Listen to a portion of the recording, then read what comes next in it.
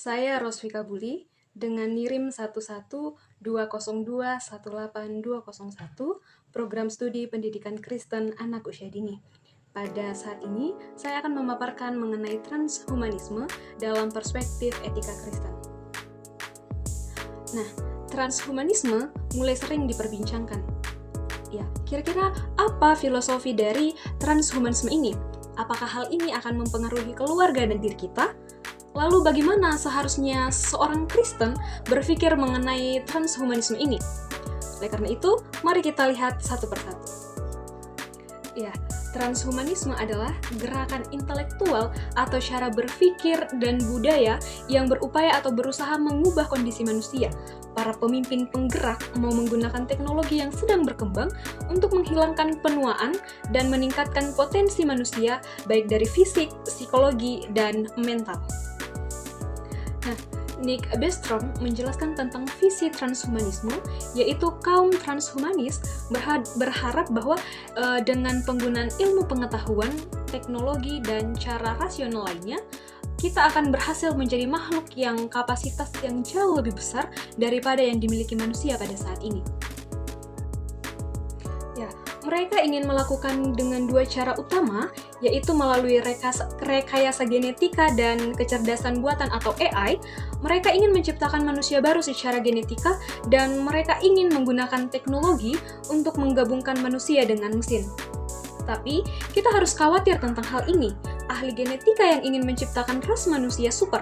Nah, para kaum transhumanisme atau pemimpin transhumanisme percaya bahwa kita berada di ambang batas teknologi dalam kecerdasan buatan AI dan teknologi manusia mesin. Nah, mereka bertujuan untuk melampaui apa yang kita pahami sebagai manusia secara tradisional atau melampaui manusia pada umumnya. Pemimpin transhumanisme menyatakan umat manusia akan sangat dipengaruhi oleh sains dan teknologi di masa depan.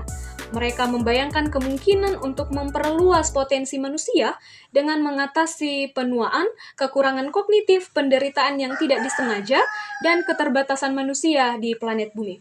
Nah, itu adalah pandangan secara umum mengenai transhumanisme. Nah, mari kita lihat perspektif dari etika Kristen. Ya, bagaimana seharusnya kita umat Kristen menanggapi transhumanisme?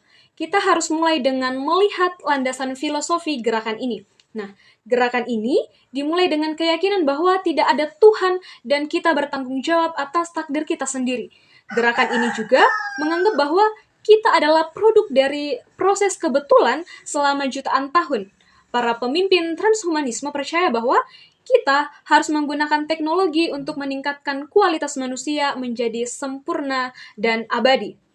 Ya, tapi kita harus ingat kejadian 1 ayatnya yang ke-28 yang mengatakan bahwa kita harus menggunakan teknologi dengan bijak saat kita menguasai dunia ini. Nah, mari kita melihat prinsip dari pandangan etika Kristen. Yang pertama, kita mulai dengan kenyataan bahwa setiap manusia diciptakan menurut gambar Allah. Hal ini bisa kita lihat pada kejadian 1 ayatnya yang ke-26 dan 27, Mazmur 139 ayat 13 sampai ayatnya yang ke-16, Yesaya 43 ayat 6 sampai ayatnya yang ke-7, Yeremia 1 ayat 5 dan Efesus 4 ayat 24. Kita diberi kekuasaan dan pengelolaan atas ciptaan. Ini kita bisa lihat pada kejadian 1 ayat 28 dan Kolose 1 ayatnya yang ke-16. Ya, dan hal ini memberikan pandangan kita harus menolak segala bentuk teknologi yang akan merebut atau menumbangkan tanggung jawab mengenai pengelolaan itu. Nah, yang kedua, manusia diciptakan sebagai agen moral. Teknologi komputer dapat membantu kita dalam membuat keputusan moral karena kemampuannya juga hebat dalam memperoleh atau memproses data. Namun, kita tidak akan pernah bisa menyerahkan tanggung jawab moral kita kepada komputer yang sama. Allah akan meminta pertanggungjawaban kita atas keputusan moral yang kita buat.